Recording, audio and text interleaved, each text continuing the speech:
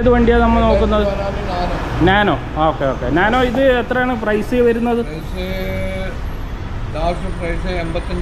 85 റുപ്യ. ഇത് എത്ര കിലോമീറ്റർ ഓടിനി വണ്ടി? 80 കിലോമീറ്റർ ഓടി. 80,000 കിലോമീറ്റർ. സെക്കൻഡ് ഓണർ വണ്ടിയാണ്. റീപ്ലേസ്മെൻ്റ് ഒന്നുമില്ലല്ലോ. ആ ഇത് ഓട്ടോമാറ്റിക് അല്ലല്ലോ, സാധാരണ മാനുവൽ വണ്ടിയാണ്. LX.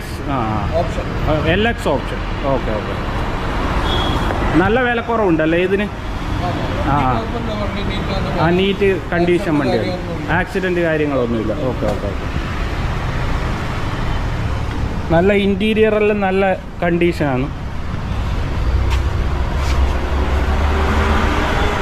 ടയറും ഉണ്ട് അത്യാവശ്യം ഒരു 50-55% ടയറും ഉണ്ട്. ഇത് 55%-ലധികം ഉണ്ടാവില്ലേ ടയർ?